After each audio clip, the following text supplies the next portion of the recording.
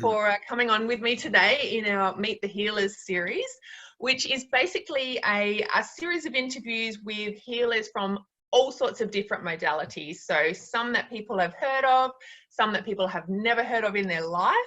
And it's kind of just really fun to dig into what all these different things are, what they do, how they help. And that's why I've invited you on today. So I'm just going to do a read it's great to have you. I'm just going to read a little bit of your bio because it's really impressive and we'd be here for quite a while if I read the whole thing. Sure. But you have been the founder and principal therapist at Body Wisdom, but you actually began your career 25 years ago, which is like, doesn't look possible. Actually, but yeah, that's amazing. And you actually hold qualifications in remedial massage, cranio sacral therapy, Reiki, breathwork and rebirthing, myopractic, visceral manipulation, dry needling, myotherapy, and life coaching. Correct. So that is quite a mixed bag. That is amazing. So I guess the first question is, like, how did you get into this journey? Like, what started this for you to be doing all of those different modalities? Yeah, it has been quite a journey. Thanks, Naomi. It actually goes back quite a long way. I think I remember even as a teenager at school picking up books about psychic healing, and, you know, I remember when I was about 15 or 16 walking into a bookshop and just knowing I wanted a book about something really to stimulate me. And I ended up with a book on Buddhism. So there was that kind of searching mentality there, I think. And then when I was about 19, I went to a naturopath for the first time. So that wasn't very big here in Adelaide, but we had a friend come and stay at our house, and I don't know, she was just like this breath of fresh air that came into our house, and she suggested it would be a really good thing. And that's actually what got the ball rolling. She put me on this cleansing diet, and it just, I went through this kind of detox phase. And when I came out of it, I just felt unbelievable.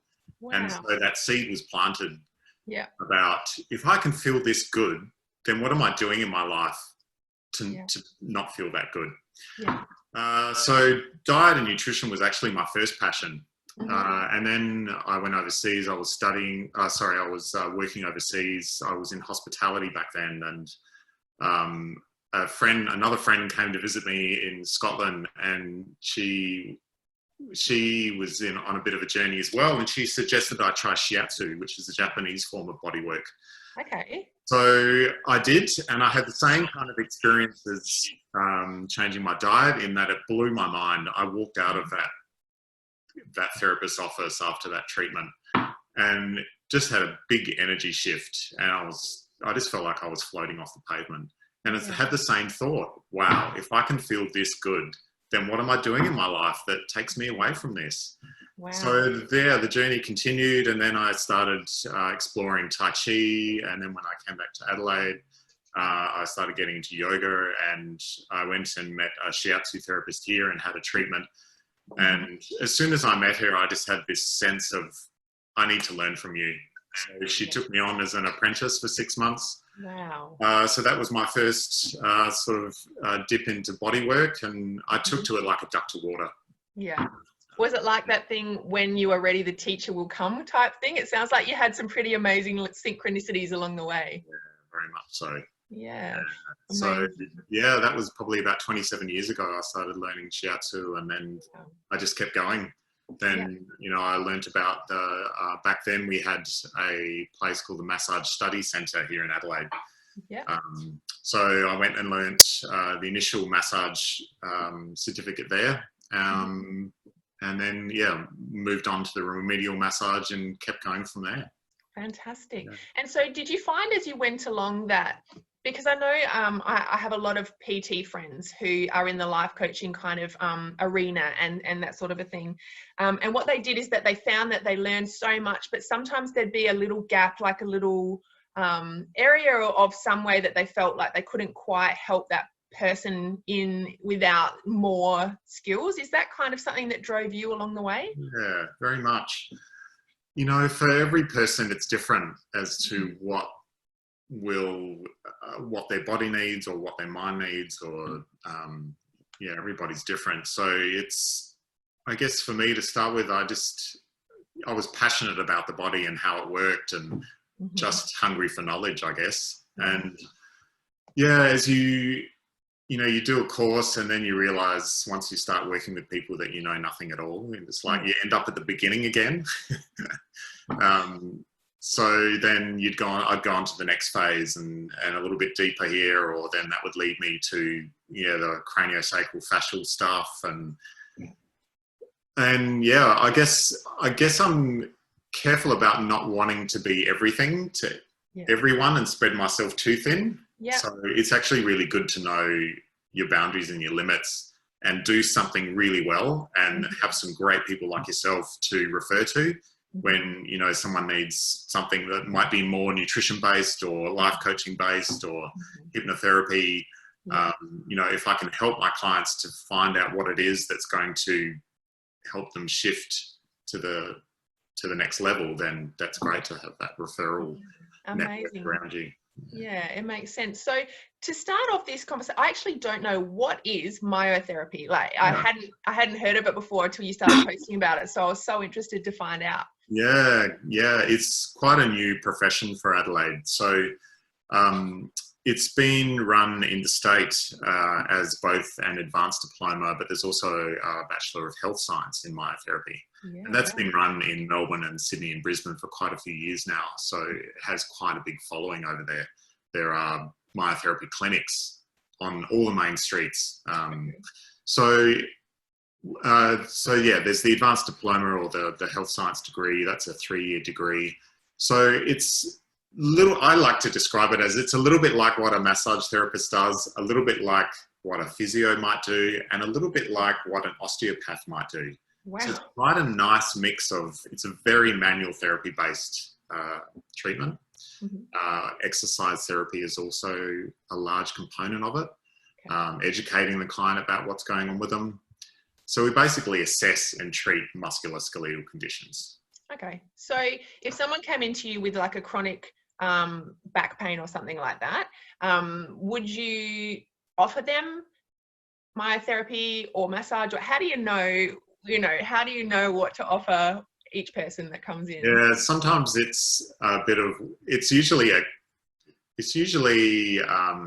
negotiation in a way between the client and myself, as to, sometimes people have a very clear idea about what works for them and what doesn't. Yeah. Sometimes it's a bit of trial and error. Like, I might assess the client and think, actually, I think this might be a really good approach for you. Yeah. Maybe because with a back issue, for instance, you can have 10 people come in with a lower back issue, and they might have all completely different presentations of that back issue and what's brought them to that issue. Yeah. So we need to be a little bit adaptable into how we treat them. So it's nice to have a few tools in my belt to be able to bring out at the appropriate time. So, I might not use, say, craniosacral or visceral work on someone who I guess might not be open to that. It's a very different way to work, and some people think it's a bit woo-woo. Yeah, so I might treat... We might as well lead into that, because craniosacral is so different to the very, I guess, manual manipulation and physical stuff to do with massage and all of that. So how does craniosacral work? It's such a mystery. I've had it a few times, and I remember, halfway through thinking, I can't believe I'm lying here and this person is sort of doing almost nothing, because it's so subtle. But then the shifts in my energy and how I felt afterwards were very profound. And I've had that feedback from lots of people, of all walks of life, that they went in and it was a bit weird, and then they walked out and cried their eyes out for 4 hours, or had some pretty intense stuff go down. So yeah. Do you mind talking about that a little bit? No, I love it. Love talking about it. And it's a good description. It is quite subtle but quite profound as well. So it's an interesting paradox.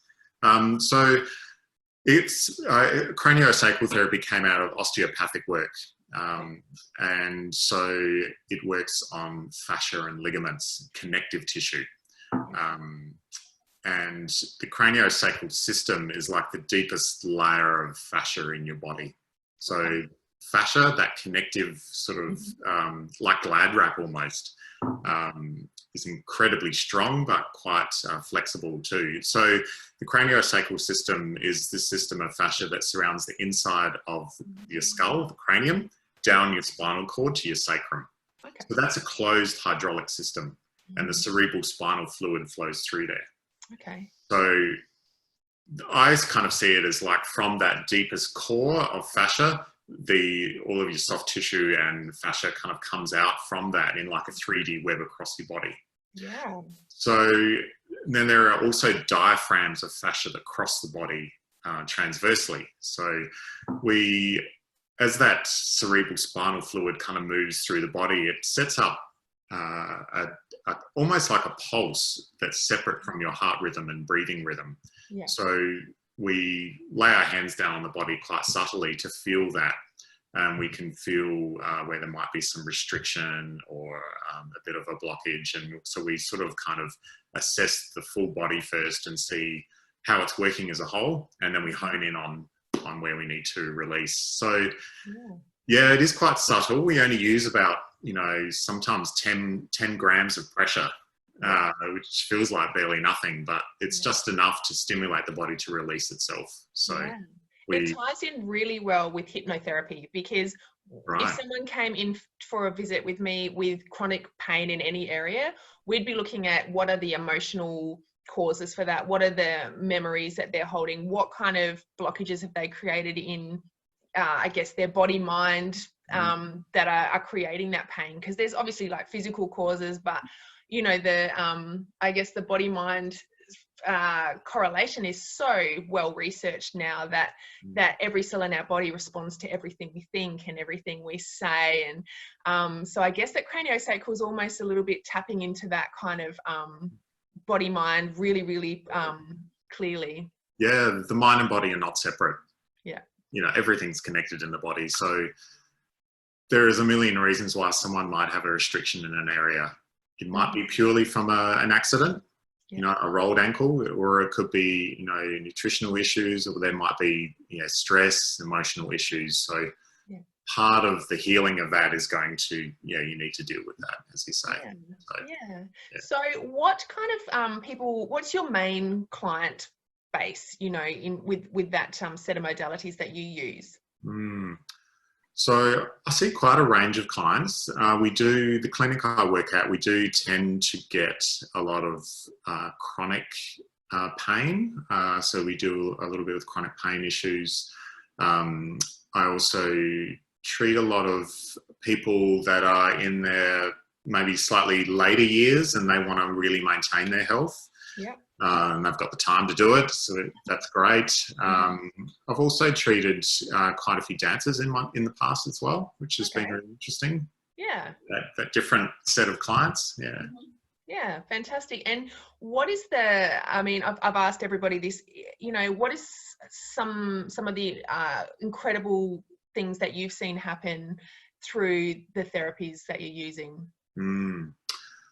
I think, it's an interesting one. I think there's been some interesting ones, like I really get a kick out of seeing people change over time. I think some really lasting change can take time. It's not always that quick fix of, wow, sometimes you do get that and you get that emotional breakthrough and, things change instantly, but it's not always like that.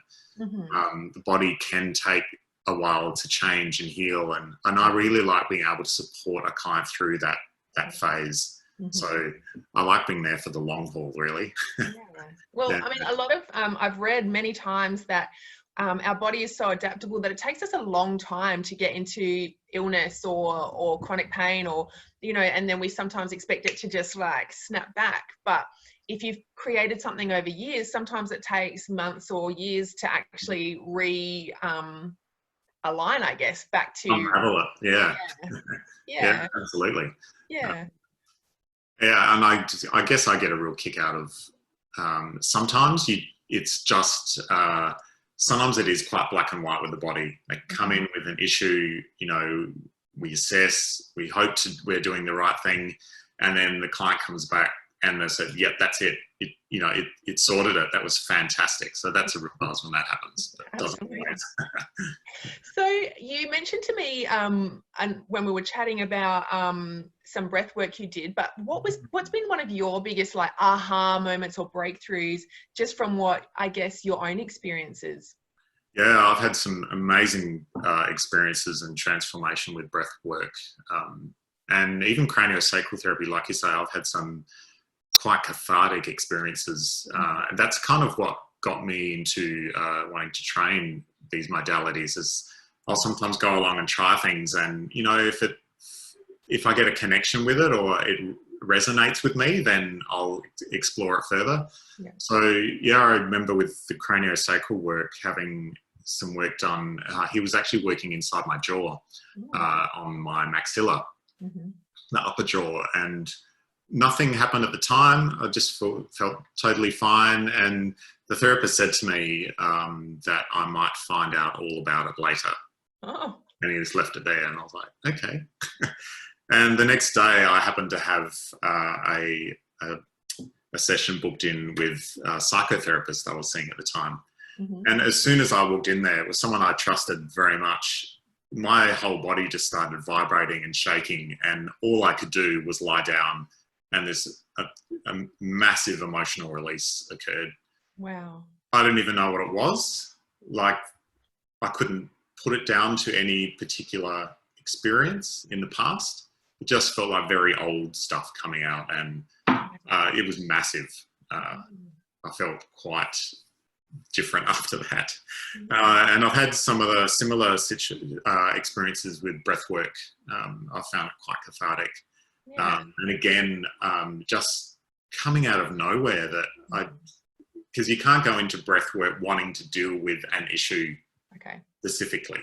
Like going to a counsellor and saying, I have an issue with this. With breathwork, I find that you just need to get out of the way and let the process do its thing. Yeah. And yeah, I guess the most profound and personal one, like I was talking to you about, was basically forgiving my father for everything. I've always had a bit of an issue and a challenge with my dad growing up. That, I don't know where it came from, but it was quite a profound session, and I was able to forgive him for everything that ever happened between us, both ways, and I've felt very different around him since then. And so it's a really fulfilling thing to be able to get to this point in my life and, have that really nice connection and relationship with my dad after so long. Yeah. We do the work sometimes and everybody gets the benefit of it. When we kind of clean up some energy, it's like they respond without even having to be in the session or know anything about it. Yeah, exactly. Yeah. Can you tell me what is, I have this image of what breath work might be, and it's like people sitting around on the floor breathing in these sort of strange and random ways. I have no idea. So what is breath work? How does that work? Yeah, kind of was really popular in the 70s, and it was pretty hippie, and I think it got a bit of a bad rap, and but I've found it quite profound and beautiful. But so I guess what a session might be an hour and a half to 2 hours. A breathworker will go through a whole heap of history, right, going back as far as they can first. They want to know what kind of home you were born into, what was happening around in the family even before you were born, when you were in vitro, and just getting a sense of all of that. And then I guess some rebirthers work quite differently depending on, their focus. The rebirther that I've been to, Julie Way, who I did my training with as well here in Adelaide, she has some training in astrology as well. So we went into all of that, which was really cool. Yeah. Then, you lie down on a nice sort of padded, it's really comfortable and really warm. There'll be pillows around you, you'll be covered. And then the breathing process is called a circular connected breath, where you breathe right into the top of your lungs. So it's a bit counterintuitive because, you know, often we're told to breathe into our belly and use our diaphragm. Yeah. Whereas this enables you, breathing right up into the top of your chest enables you to get in contact with your emotional stuff. Yeah. So yeah, it's this conscious connected breath. There's no gap between the inhale and exhale. Okay. Through an open mouth. Yeah. And you just need to get out of the way, basically. And I didn't realise I've actually tried this. Once when I was in WA, I went for a session and she just had me breathe like that to start off with. And it seemed very weird, but you're exactly right. It kind of, I feel like it breaks down that barrier. Maybe we use our breath to hold things in place or something, you know, and I think just by making it constant, it sort of opened up the floodgates for me, definitely. So that's really interesting. Yeah, I found it amazing. And each session can be quite different. I think it depends on what's going on for you and what you need at the time. I remember, so sometimes the sessions have been quite trippy and images and just like I've gone off somewhere. And other times it's been quite physical, where I've been right in my body and my body's been flailing around and beating and kicking and screaming, and other times it's been quite quiet and emotional. So yeah, it's really interesting. Who would you recommend breathwork or rebirthing for? Someone who's got the courage to jump in there. Yeah. It's not it does sound pretty confronting. Yeah. There's a lot of fear around breath work, but it's quite a beautiful thing as well. And I've only ever done breath work with Julie Way, and you know, I felt completely 100% comfortable and secure with her. Yeah. So I was able to, you know, go for it, boots and all. And the really beautiful thing about breath work is that you always get to the other side. Yeah. Whatever comes up. You don't, I think there's a lot of fear that, and people have talked to me about it when I used to offer breath work. I don't anymore, but a lot of the fear people had was that there's all of this really big stuff's going to come up, and that's it. That they'll be stuck inside this big emotional cage. Yeah. But the beautiful thing is, like I said, you always get to the other side of it. You keep breathing, and it gradually, it moves and it shifts and it transforms. Yeah. Yeah, and it clears it. It really does. It's amazing stuff. I find that exact same thing with hypnotherapy clients, where a lot of people, before they have sessions, they're so afraid, you know, and I was before anything like this. It's like opening the lid on this Pandora's box, you know, feels terrifying, because you're like, once that's open, I don't know what's going to come out, and I don't know if I'll live through it, you know. But I think every time you come out the other side, it builds resilience in you, and you start to go, hey, I can come out the other side of things. And for me personally, every time I've done any modality like this where I've come out the other side of something, I've just felt stronger, where I feel more like whatever comes up in life, I'll actually be able to move through it somehow, even if I reach out for help with a session with something, or I think that fear is sort of holding us back from something so incredibly empowering. Absolutely. Yeah, I like that. It builds resilience. That's a good way to say it. Yeah, you know, I feel the older I get and the more things like this I do, the less scared I am of change or of what's next. And if that's something I would like to give to everybody, because it feels so good not to be scared anymore. Once you get a glimpse of that and experience of it, you realise that you can move through life, and it doesn't have to be as fearful and scary as you think it is. Yeah. I've accomplished things that I never thought I would since going through that whole rebirthing training year. That was about 12 years ago. The year I turned 40. So it was kind of profound time. Definitely. Yeah. So what makes a good practitioner? Because what you were talking about before really resonated with me, with someone that you're totally safe with, to feel like they'll bring you out the other side no matter what. So, I mean, even with the touch therapies that you do, I feel like that's the same thing. You know, you're going to get such more profound results if you really trust that person and you can relax into have you got any more things that you think make a really good? Yeah, I think building rapport with people, communication is massive. I think a practitioner needs to be open. You know, we don't know it all. We're all just human beings trying to do our best. Yeah. Like, yeah, I try to, I guess, it's a hard one, but I try to get ego out the way, I guess, as much as possible. And I know it's a challenge because even clients will expect you or put you, like I've had clients call me, you know, doctor, I'll do whatever you say. And I get really scared. I'm like, no, I don't want that. You know, this is a two-way street. It's a relationship. Yeah. It's not just about me being the specialist, the know-it-all who just tell you what to do. That's not how you're going to get better.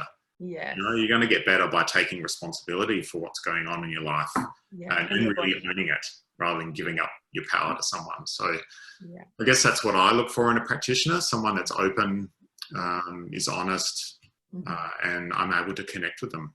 Yeah, fantastic. So in terms of all of these amazing knowledge bases that you have, what do you use in your life to keep yourself at you know, the best level of wellness that you can? I think, you know, quite a variety of things, because as you know, health comes in so many different avenues, because we've got to look at our nutrition, like I said earlier, is so important. So I'm really glad that I had those experiences quite early in my life, and I started learning about food and the power of nutrition. So you might have seen some of my cooking videos. I'm quite passionate about food, healthy food. So so that's definitely one. Exercise, so important.